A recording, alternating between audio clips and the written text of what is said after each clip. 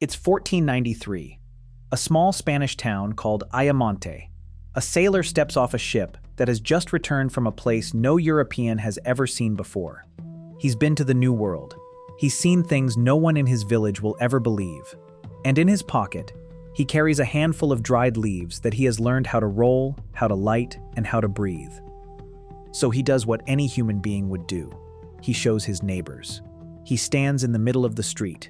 He lights one end, he puts the other end to his lips, and smoke, actual smoke, comes pouring out of his mouth, and out of his nose, and out of a man who is clearly, calmly, still alive. The villagers scream. They run. They fetch the priests, because in the year 1493, there is only one creature on earth that breathes smoke from its face, and that creature is not supposed to be standing in your town square on a Tuesday afternoon. His name is Rodrigo de Jerez. He is the first European in history to ever smoke tobacco, and for that single act, he will spend the next 10 years of his life locked inside a Spanish Inquisition prison. 10 years. For smoking a leaf. And that is not even the strange part. The strange part is that by the time he walks out of that prison, half of Spain will be doing exactly what got him locked up in the first place. So how did we get here?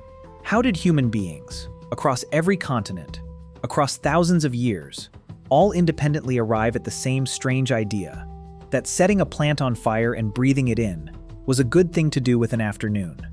Stick around. The answer goes back a lot further than you think. Here is the thing nobody tells you about smoking. Every habit humans have today started as somebody's sacred ritual. Smoking is maybe the clearest example of that on the planet. We did not invent smoking to feel good. We invented it to talk to gods. So let's go back, way back, past Rodrigo, past Columbus, past the Mayans, all the way back to a cave in present-day Nevada 12,000 years ago, where one very specific human being became the first person in our species to throw a plant on a fire and breathe it in on purpose. From there, we are going to travel through shaman rain rituals in the Andes, through Mayan temple carvings of priests with golden smoking tubes, through Aztec dinner parties where smoke was offered to women like dessert, through Chinese incense halls that may have contained substances we would not legally be able to mention by name today, through a French queen and her migraines, through the King of England who wrote the world's first anti-smoking pamphlet and then proceeded to lose a war against a plant. Because the story of how ancient humans started smoking is also, quietly, the story of how human beings learned to lie to themselves about what feels good. Picture a cave somewhere in what is now Nevada, around 12,000 years ago. Archaeologists have actually found scorched residue inside an ancient pipe in that region, residue that may be among the oldest evidence of smoking on planet Earth. We do not know who that person was. We do not know their name. We do not know their face. We do not even know if they meant to do it. The working theory is honestly that this was a happy accident. Some early human, sitting near a fire, possibly cooking, possibly just keeping warm, throws the wrong plant onto the flames. The smoke rises. They breathe it in. Their head goes somewhere new. And in that moment, in some firelit cave at the edge of an ice age, a species discovers that the world has more than one floor. Here is the part that should genuinely stop you in your tracks. Smoking may actually predate agriculture. Human beings may have figured out how to alter their own minds with smoke before we figured out how to grow our own food. Which tells you something about our priorities as a species. Bread is hard. Reaching a different floor of consciousness is apparently intuitive. Now we move south, to the Peruvian and Ecuadorian Andes, around 5,000 years before the Common Era. This is the part of the world where systematic tobacco cultivation actually begins. Real, deliberate, year after year farming of a plant whose only purpose was to be set on fire and inhaled. And the people doing it were not casual users. They were the ancient world's doctors, priests, weather forecasters, and counselors all rolled into one person. They were called shamans. The belief was this: smoke is a bridge. Look at the way smoke moves. It rises. It vanishes. It goes somewhere you cannot follow.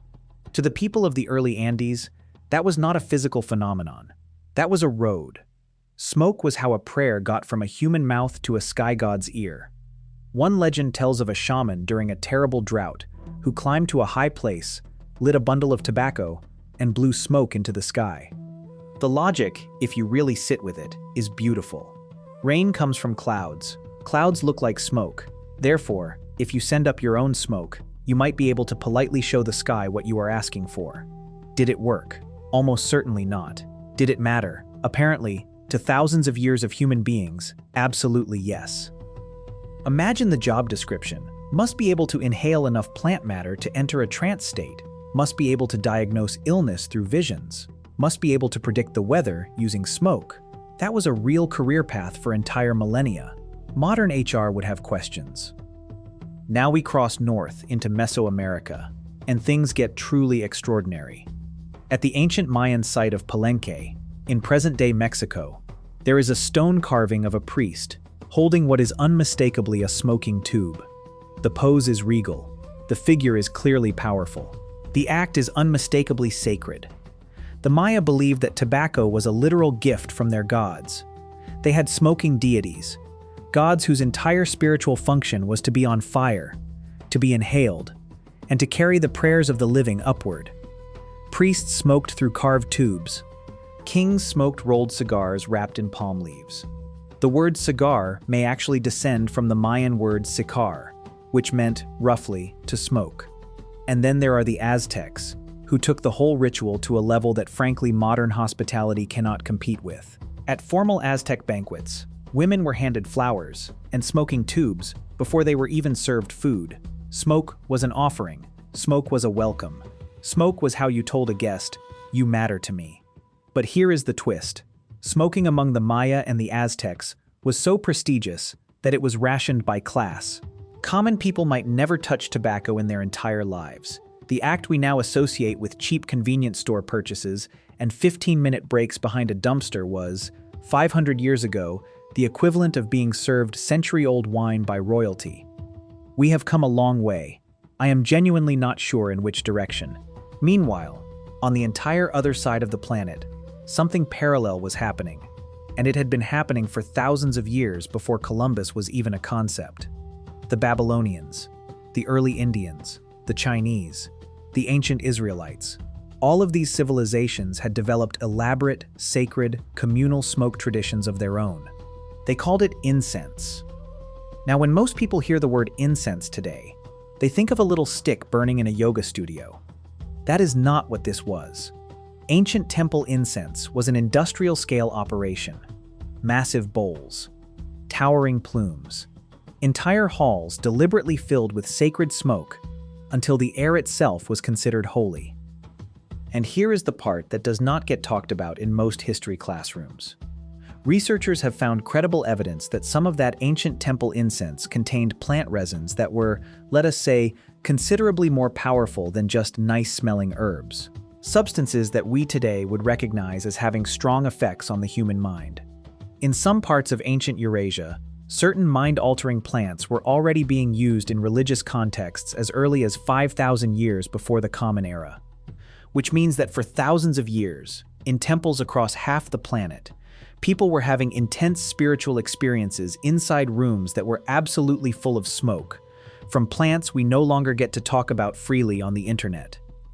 If you have ever wondered why so many ancient religious visions sound so vivid, the cosmic colors, the singing walls, the voices of ancestors, the encounters with beings of pure light, it is at least worth knowing that the room was, on some occasions, very, very smoky. I am just putting that out there. And now we arrive at the moment everything changes. October 1492. Christopher Columbus and his crew make landfall in the Bahamas. The Taino people who greet them are friendly. They bring gifts. Among those gifts are bundles of strange, dried, fragrant leaves. The Europeans have no idea what they are looking at. To them, these leaves are useless. They are gardening waste. Several crew members literally throw the bundles overboard within hours. But about a month later, the expedition reaches Cuba, and two crewmen, Rodrigo de Jerez and his companion Luis de Torres, witness something that genuinely breaks their brains. They watch natives take those same leaves, roll them into tubes that look, in their own words, like little muskets made of paper, light one end, and then drink the smoke from the other. Jerez tries it. He likes it. He likes it a lot. Within weeks, he is a daily smoker. He becomes, by accident, the first European in human history to develop a smoking habit. When the expedition sails home, Jerez brings the leaves with him. He cannot wait to show his town. He cannot wait to share what he has learned.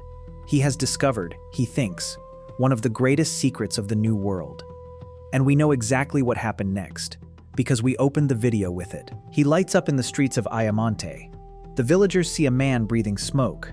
They conclude, very rationally for the year 1493, that he has been spiritually compromised by something not of this world. They report him to the Inquisition. The Inquisition agrees. Rodrigo de Jerez, the patron saint of every early adopter who ever got punished for being right too soon, disappears into a prison for the better part of a decade. By the time he gets out, smoking is the height of fashion across Spain. The man invented being cancelled. There is no other way to put it. What happens next is genuinely one of the fastest cultural shifts in human history. Smoking spreads across 16th century Europe at a speed that would embarrass most modern viral trends. Spain to Portugal, Portugal to France, France to England, England to the Ottoman Empire, the Ottomans to Persia, Persia to India, India to China and Japan. In under 100 years, a habit that had been confined to the Americas for thousands of years becomes a global phenomenon. And here is the part that should make every modern person slightly uncomfortable.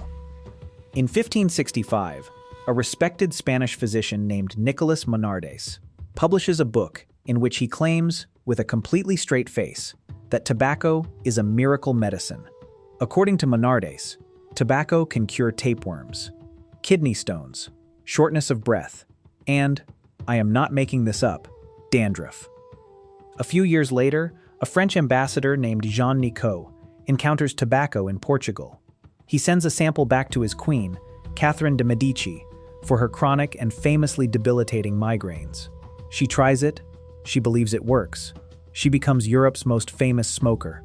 The compound that makes tobacco addictive is, to this very day, named after Mr. Nicot: nicotine.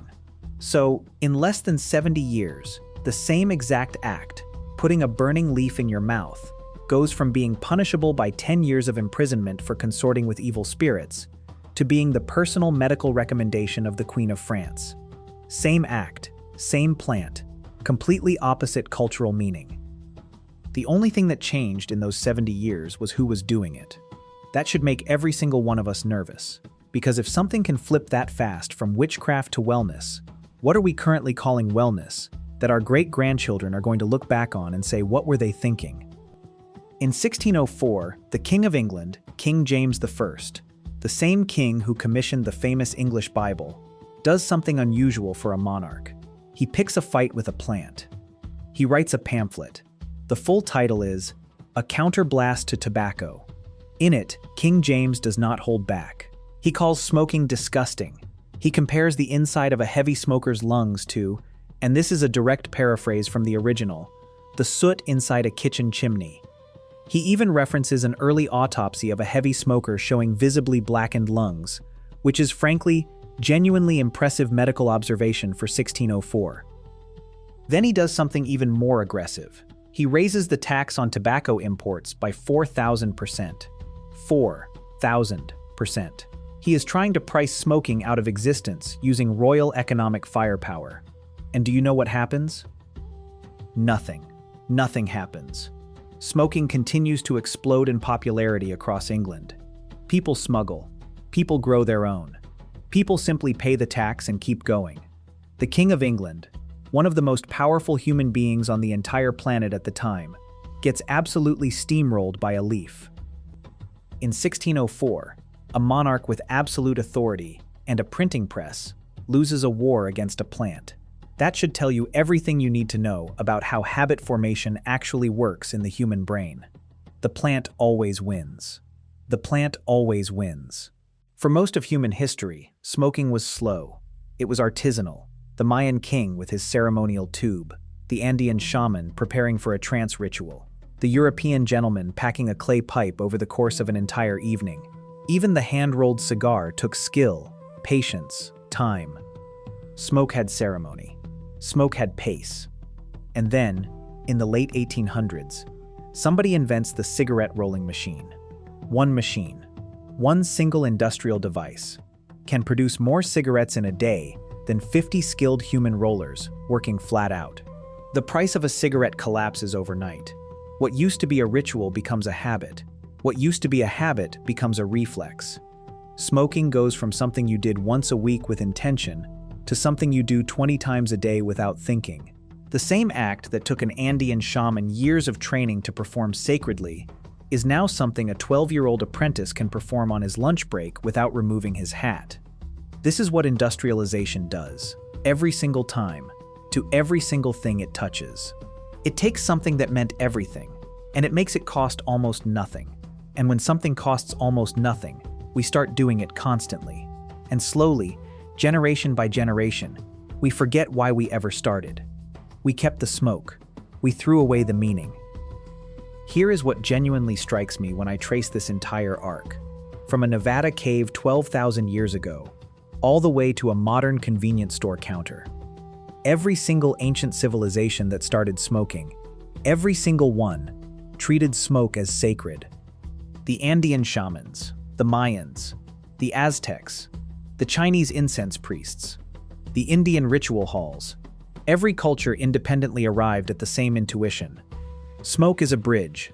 Smoke is a doorway. Smoke is what you offer when ordinary words are not enough. They did not all share a religion. They did not share a language. They did not share a continent. Most of them did not even know the others existed, and they all still arrived at the same conclusion. Which means it is not random. It means something about human beings, something deep, recognizes smoke as more than smoke. And then, somewhere between Rodrigo de Jerez stepping off that ship in 1493 and the invention of the cigarette rolling machine in the late 1800s, smoking lost its god. The bridge stopped going anywhere. The doorway opened onto nothing. The smoke stopped being a prayer and started being a product. The ritual died. The act survived. And what is left, when you take the ritual out of a ritual, is just the chemical, just the hit, just the habit. Look at the paradoxes. The Mayans treated tobacco as so sacred that most of their own people never touched it in their lives. We treat it as so common we sell it next to chewing gum. The Spanish locked up the first European smoker as a creature of darkness. 60 years later, their own queens were prescribing it as medicine for headaches. A king with absolute political power lost a war against a single plant species. And the substance that humans originally invented as a way of trying to talk to something larger than themselves has become one of the leading preventable causes of illness in the modern world. Every era thought it understood smoke. Every era was at least partly wrong. We know what smoking does to a human body now. We have the data. We have the autopsies that King James I would have killed to read. Rates are dropping in most of the developed world. That is real, hard-won, scientifically earned progress, and it is worth saying out loud. But here is the uncomfortable question I want to leave you with. Smoking is the clearest example, but it is not the only example. It is a pattern. Human beings take something that was once sacred, something that was supposed to connect us to something larger than ourselves. We strip the meaning out of it, we mass-produce the sensation, and then we sit around afterward wondering why we feel so empty. We did it with smoke. We are currently doing it with food. We are doing it with relationships. We are doing it with attention. We are doing it with the small, bright rectangles in our pockets that we used to call telephones, and that we now reach for, on average, 96 times a day, looking for a feeling we cannot quite name. So the real question is not how ancient humans started smoking. The real question is, what did we lose when we kept the smoke and threw away the god? Because every culture that smoked sacredly knew something we have forgotten. They knew the point was never the sensation. The point was what the sensation was for. The point was where it pointed. A shaman blowing smoke at the sky was not trying to feel good. He was trying to be heard. A Mayan priest with his ceremonial tube was not on a break. He was on duty. An Aztec hostess offering smoke before dinner was not being casual. She was saying, "I see you. You matter here." Smoke used to mean something. 12,000 years ago, A human being in a cave in what is now Nevada threw a plant onto a fire and breathed in. We do not know who they were. We do not know their face. We do not know what they were trying to reach. But I like to imagine that they were reaching for something. A god, a spirit, an ancestor, an answer. Something just beyond what their ordinary mind could touch. 500 years ago, Rodrigo de Jerez stood in a Spanish street and breathed smoke out of his face. And the people around him were terrified. Not because he was breaking a law, because some old, buried, deeply human part of them recognized that this was not an ordinary act. This was an act that used to mean something. They could feel the weight of it. They just no longer remembered why. And today, more than 1 billion people on this planet light something on fire and breathe it in every single day. Most of them have absolutely no idea that they are performing the oldest ritual that human beings ever invented. They just know that it makes the bad feelings smaller for a few minutes. The smoke is the same. The lungs are the same. The plant is mostly the same. What changed is us. What changed is what we believe smoke is for. That has been the quiet story underneath this entire video. We did not start smoking by accident. We did not start smoking for pleasure. We started smoking because, somewhere in the deepest part of being human, we needed a way to reach. The reaching is what we lost. The smoking is what stayed.